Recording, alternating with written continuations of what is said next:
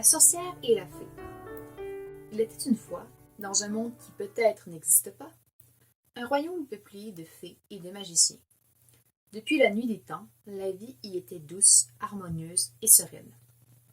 Un jour, dans l'une des plus belles maisons, deux petites filles vinrent au monde. L'une fut nommée Kayla et l'autre Gaïa. Elles étaient si semblables, normal pour des jumelles, que leurs parents avaient parfois du mal à les différencier. Cela ne dura pas, car en grandissant, leurs caractères devinrent opposés. Ça ne voulait pas dire que l'une était méchante et l'autre gentille, pas du tout. Toutes deux étaient très agréables, chacune à leur façon. Kayla restait sagement dans son berceau, quand Gaïa, déjà aventurière, prenait la poudre d'escampette pour aller se blottir dans les pattes du chat. Kayla adorait les sorbets au citron et les mousses aux fruits. Gaïa se régalait d'épinards, de topinambours et de champignons. Quand même. Même leur lecture était différente. Kayla s'enthousiasmait pour les contes de fées, et il y en avait beaucoup dans ce pays, quand sa sœur dévorait des ouvrages de botanique et de zoologie. Les deux fillettes n'avaient pas non plus les mêmes jeux et n'occupaient pas leur journée de la même façon. Gaïa, dès le matin, enfilait la première robe qui lui tombait sous la main, chaussait une paire de sabots et partait à travers bois et champs pour cueillir des herbes médicinales. Bien entendu, elle oubliait régulièrement de se coiffer. Kayla, qui était au contraire très coquette, aimait les bonnes manières, les escarpins vernis et les rubans dans les cheveux. Dans ce royaume, dès l'âge de 7 ans, l'âge de raison pour les enfants, les garçons devenaient officiellement des magiciens et les fillettes des fées. Cela se déroulait chaque année lors d'une cérémonie où tous les habitants étaient conviés. Pour Gaïa et Kayla, le grand jour était arrivé. Kayla reçut, comme tous les autres, une petite baguette magique qui grandirait avec elle.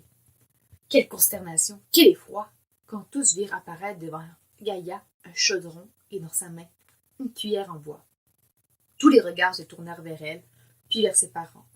Sa mère, mortifiée, éclatant en sanglots. Sa fille n'était pas une fée, mais une sorcière. La foule apeurée s'écarta de Gaïa, la laissant seule sur la place des cérémonies. Elle s'enfuit en pleurant, se réfugie dans la forêt. Elle n'avait plus sa place dans le royaume. Ivre de chagrin, et après avoir longtemps couru sans but, elle finit par s'endormir au creux d'une grotte sombre et humide. À son réveil, plusieurs animaux intrigués l'observaient. Ce n'étaient pas des petits lapins, des écureuils ou des biches, les amis de Blanche-Neige, mais des chauves-souris, des crapauds, des rats, des serpents et même des araignées et des cafards.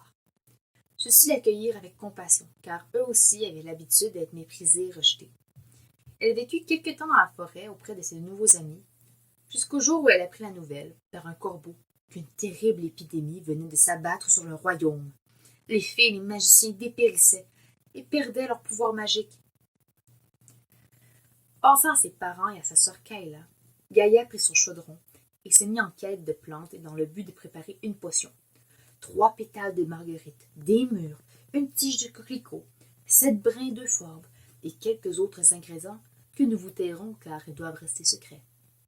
Une fois le breuvage préparé, et malgré la crainte d'être mal accueillie, elle quitta la forêt suivie de ses amis, les crapauds, corbeaux et chauves-souris, puis se dirigea vers la ville.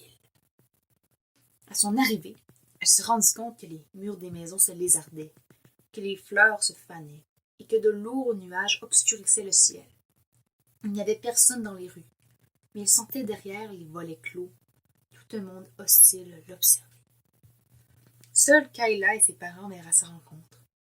Comme ils avaient changé, son père se voûtait sous le poids des ans.